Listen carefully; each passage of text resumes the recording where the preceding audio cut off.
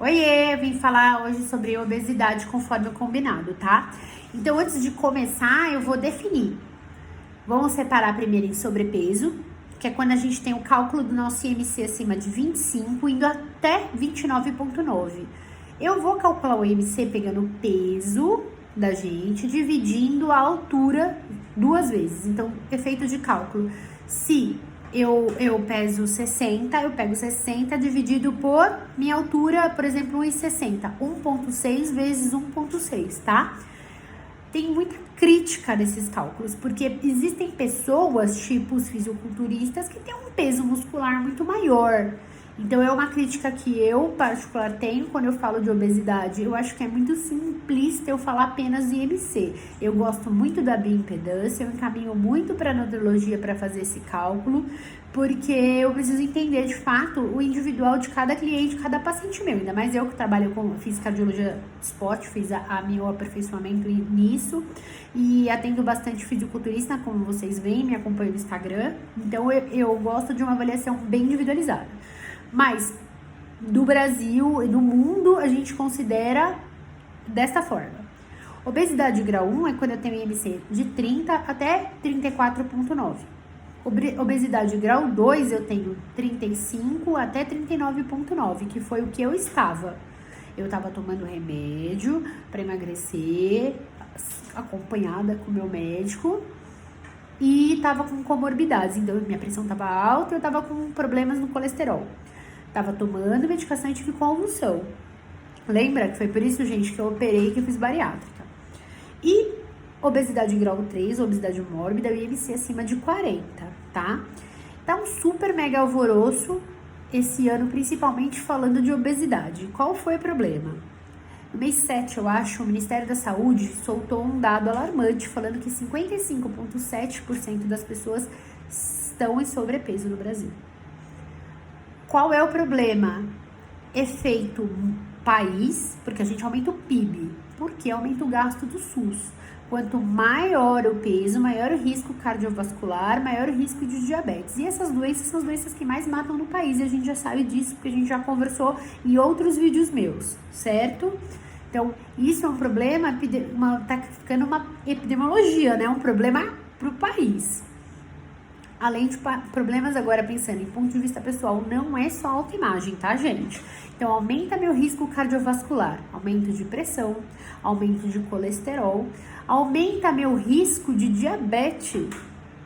É gravíssimo. E todo mundo sabe que a complicação do diabetes é tenebrosa. Tanto é que a gente tem um dia mundial de combate ao diabetes. Vocês viram que eu estava bem em cima, postando, escrevendo e falando.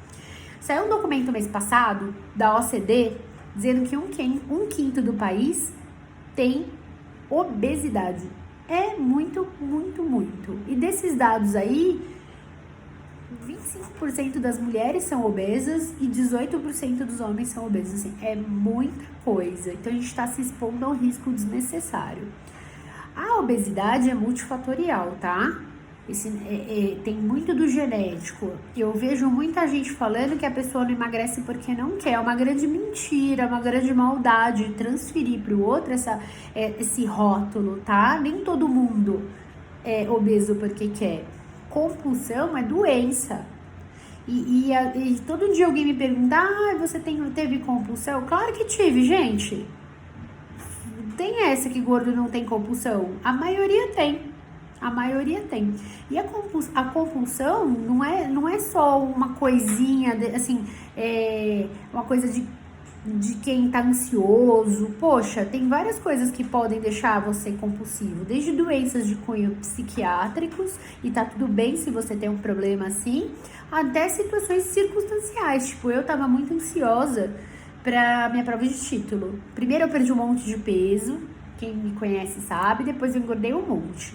Então, a gente tem que compreender de forma sistêmica. Então, tem a compulsão, tem o sedentarismo, que é uma prática que a gente tem muito ruim, porque a gente tem o costume de deixar tudo em primeiro lugar, o trabalho, a família, e acaba não guardando um tempo para fazer atividade física. Graças a Deus, no país é crescente a taxa de pessoas que estão fazendo exercício. Eu era uma delas, eu não tava fazendo quase nada. Tava só caminhando, então é importantíssimo. No outro vídeo da hipertensão, serve para recomendação para agora, tá? 30 minutos de caminhada, pelo menos 5 vezes na semana. E todo mundo pode caminhar, exceto quem já tem doenças conhecidas e não controladas, tá bom? Então, comecei a caminhar, se eu não tenho conhecimento que eu tenho nenhuma doença, comecei a caminhar, senti dor no peito, falta de ar, palpitações, desmaios ou pré-desmaios, vai ao médico e faz a avaliação, tá bom? Não dá para você sair fazendo exercício sem um check-up antes, tá? É importante você ser assistido por alguém. Eu mesma aqui, nós temos o grupo de emagrecimento e elaboração sobre os meus cuidados e eu não uso em nenhum momento orientação de exercício físico sem avaliação médica, tá? É importante, mas tem que ser com responsabilidade. A dieta, a gente sabe que o grande vilão da gente são as doenças, são as alimentações muito calóricas, tipo as ricas de carboidrato. Infelizmente, tudo que é gostoso tem muito carboidrato. Então, açúcar, seja ele o de qualquer um, tá? Os cristalizados, o mascavo, açúcar de fato, engordativo.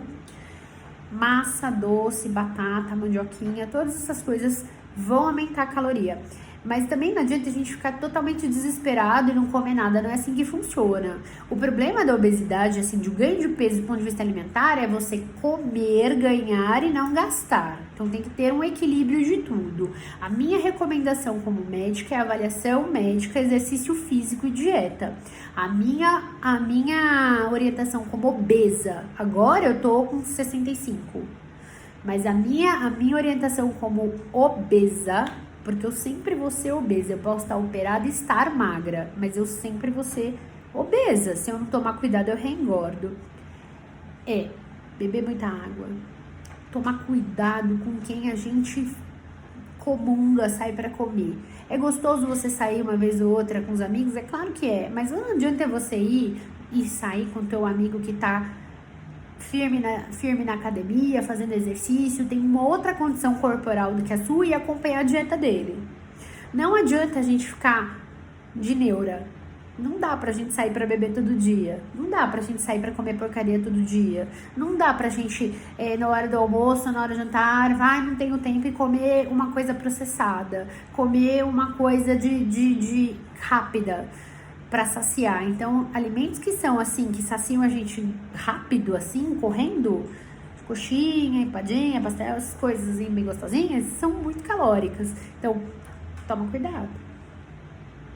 Evita você ficar na exposição de coisas que vão te dar tentação. Olha, os primeiros dias da minha cirurgia eu fiquei maligna, fiquei desesperada. Não saía com ninguém. Hoje mesmo eu encontrei o meu médico e ele falou que é importante eu voltar para a sociedade, né? Eu poder voltar a comer com todo mundo. Isso tudo é um processo e tem que ser muito bem acompanhado, viu, gente? Mudar o corpo da gente é uma coisa muito difícil. Então, vamos recapitular. Risco para as doenças que mais matam no Brasil. Tá em crescente. É um grande aumento, assim, de gasto, né? Impacta no PIB do país. Não é só autoimagem. Se eu tô gordinha, estou gordinha, não tenho nenhum problema de saúde, dane-se? Não posso esquecer que a obesidade já por si só é risco, tá? Então não é interessante, não tem nada a ver com autoimagem. E, por último, e não menos importante, que a doença é multifatorial. Então, é importante eu controlar o que eu como, sim. É importante eu fazer exercício físico, sim. É importante eu controlar outros hábitos, tipo de bebida, sim. Compulsão não é frescura, não é uma coisa que deve ser tratada só isolada. Muitas vezes eu vejo aí o pessoal falando que tá tomando remédio para compulsão por conta, que é natural, ou que é homeopatia, mas sem avaliação médica não. Tem que compreender o obeso como um todo, tá? Se ele é multifatorial, eu tenho que compreender ele como um todo. Ele não é só um corpo, né? É uma pessoa que tem pensamentos, que tem vontades. Então, dá para adequar a sua dieta ao seu estilo de vida.